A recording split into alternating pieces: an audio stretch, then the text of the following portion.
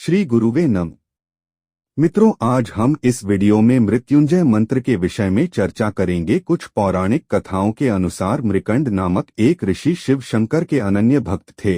वो उनकी बहुत ज्यादा पूजा अर्चना करते थे। असल में उन्हें कोई संतान नहीं थी। वो जानते थे कि देवों के देव महादेव अगर उन पर प्रसन्न हो जाएंगे तो उन्हें संतान की प्राप्ति अवश्य होगी।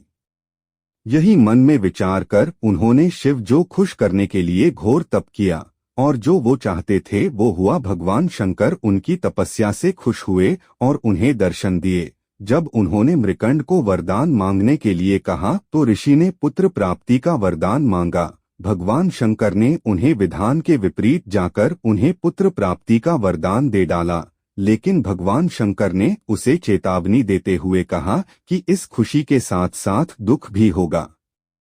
मृकंड ऋषि ने फिर भी उनके वरदान को स्वीकार किया। भोले शंकर के वरदान से ऋषि को पुत्र प्राप्त हुआ, जिनका उन्होंने मार्कंडेय नाम रखा। ज्योतिषियों ने जब इस बालक की कुंडली देखी तो उन्होंने ऋषि और उनकी पत्नी को बताया कि ये विलक्षण बालक अल्पायु है, यानी इसकी उम्र केवल 12 वर्ष है। इतना सुनते ही ऋषि की खुशी दुख में बदल गई, लेकिन उन्होंने धैर्य रखते हुए अपनी पत्नी को समझाया कि जिस भोलेनाथ ने हमें इन्हें वरदान के रूप में भेंट किया है वहीं इसकी रक्षा भी करेंगे। धीरे धीरे मार्कंडेय ऋषि बड़े होने लगे। उन्होंने अपने पिता से शिव मंत्र की दीक्षा ग्रहण की। एक दिन उनकी माता ने दुखी होकर अपने पुत्र को बता दिया कि वे अल्पायु है। जब मार्कंडेय ऋषि को ये पता चला तो उन्होंने मन ही मन ये प्रण कर लिया कि वे अपने माता पिता की सुख व खुशी के लिए भोलेनाथ से दीर्घायु का वरदान प्राप्त करेंगे। इसके बाद उन्होंने एक मंत्र की रचना की और शिव मंदिर में बैठकर इस मंत्र का पाठ करने लगे। बता दें वो मंत्र है त्र्यंबकम यजामहे सुगंधिं पुष्टिवर्धनम उर्वारुकमिव बंधनान् मृत्योर्मुक्षीयमामृतात्, जिस हम महामृत्युंजय मंत्र के नाम से जानते हैं। मान्यता है कि जब यमदूत उन्हें लेने आए तो बालक मार्कंडेय भगवान शंकर की आराधना में मगन था, तो वो उनके अखंड जाप के संकल्प के पूरे होने की इंतजार करने लगे। लेकिन थोड़े देर बाद वे वापस लौट आए और यमराज को बताया कि वे बालक तक पहुंचने का साहस नहीं कर पाए। इस पर यमराज को क्रोध आ गया और कहा कि मृकंड के पुत्र को मैं स्वयं लेकर आऊंगा, और उसे लाने के लिए निकल पड़े। जब वह वहां पहुंचे तो बालक मार्कंडेय जोर जोर से महामृत्युंजय मंत्र का जाप करते हुए शिवलिंग से लिपट गया। यमराज ने उसे शिवलिंग से खींचकर ले जाने की कोशिश की, तभी जोरदार हुंकार से मंदिर कांपने लगा और शिवलिंग से महाकाल प्रकट हो गए।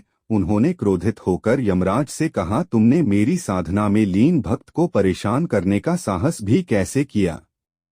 जिसके बाद यमराज महाकाल क्रोध के डर से कांपने लगा। उन्होंने कहा, प्रभु मैं आपका सेवक हूँ और आपने ही जीवों से प्राण हरने का हक मुझ दिया है। इतना सुनते ही भगवान का क्रोध थोड़ा शांत हो गया और तो बोले कि हाँ तुम ठीक कह रहे हो, लेकिन मैं अपने इस भक्त की स्तुति से बहुत प्रसन्न हूँ और मैं इसे दीर्घायु होने का वरदान देता हूँ, इसलिए तुम इसे नहीं ले जा सकते। इसके बाद यम ने शंकर भगवान को प्रणाम करते हुए कहा, प्रभु आपकी आज्ञा सर्वोपरि है। मैं आज क्या कभी भी आपके भक्त मार्कंडेय द्वारा रचित महामृत्युंजय का पाठ करने वाले को त्रास नहीं दूंगा। तो इस तरह महाकाल की कृपा से मार्कंडेय दीर्घायु हो गए और उन्होंने एक ऐसे मंत्र की रचना की जिसका पाठ करने काल तक को भी हराया जा सकता है। यह कथा क्या कहती है और कौन मानता है और कौन इसको सत्य मानता, मुझे इस झमेले में नहीं पढ़ना है। परंतु यह महामृत्युंजय मंत्र नहीं है, यह त्र्यंबकम मंत्र है। अब यह प्रश्न उठता है कि जब यह महामृत्युंजय मंत्र है ही नहीं तो वह सिर्फ महामृत्युंजय मंत्र कौन सा है और इसे क्यों त्र्यंबकम मंत्र को संपुट करके महामृत्युंजय बनाया गया।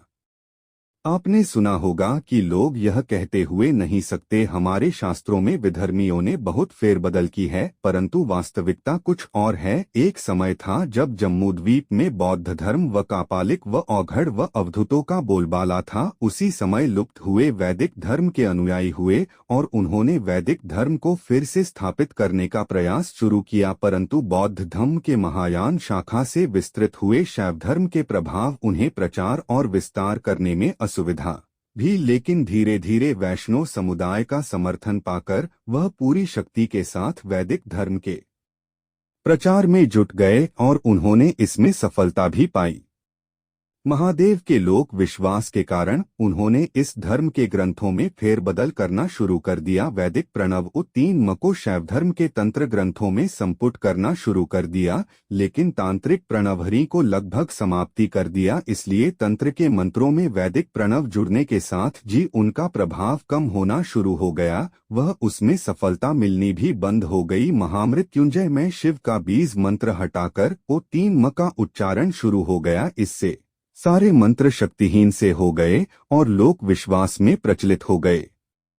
अब पौराणिक महामृत्युंजय मंत्र व त्र्यंबक के विषय में विस्तार से चर्चा करते हैं। 1 हौ जू सह मृत्युंजय महारुद्र त्राही मां शरणागतम जन्म मृत्युजरा व्याधि पीड़ितन कर्म बंधने सह जू हौ। 2 हौ जू सह अमुकन जीवय जीवय पालय पालय सह जू हौ। 3 हौ जू सह पालय पालय सह जू हौ।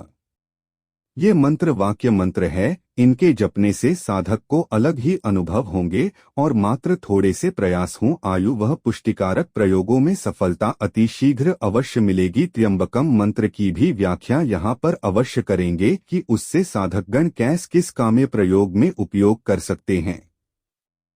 1 हौ त्र्यंबकम यजामहे सुगंधिन पुष्टिवर्धनम उर्वारुकमिव बंधनामृत्योर्मुक्षीय मातृतात। यह मंत्र जिन कन्याओं का विवाह नहीं हो पा रहा है, वह पति से किसी प्रकार के विवाद के कारण माता पिता के घर रह रही है, इस द्वितीय मंत्र का जाप कर लाजा होम मधु तरह से करें और वांछित पति को प्राप्त करें। 2 हौ त्र्यंबकम यजामहे सुगंधिं पतिवेदन उर्वारुकमिव बंधनादितो मुक्षीय मामुतः। अर्थात हे त्र्यंबकम शिव आपका पूजन यजन करते हैं जो कन्या विवाह नहीं होने के कारण या अन्य विवाद के कारण पतिवेदना से पीड़ित हैं, वे वांछित वर्ग में उत्पन्न पुष्ट सुगंधित यशवान पति को प्राप्त कर माता पिता के बंधन से मुक्त हो जाएं, जैसे पका हुआ खरबूजा बेल से अलग हो जाता है। किसी को फलीभूत करने के लिए विद्वान लोगों ने यह घालमेल न किया होता और ज्यादा नहीं तो रामायण और महाभारत का सत्य ही समझाया होता तो आज धर्म परिवर्तन कभी ना होते और शायद गुरुकुल भी नष्ट ना होते। अगर यह वीडियो आपको अच्छी लगी हो शेयर करें तो चैनल को लाइक व सब्सक्राइब करें। धन्यवाद।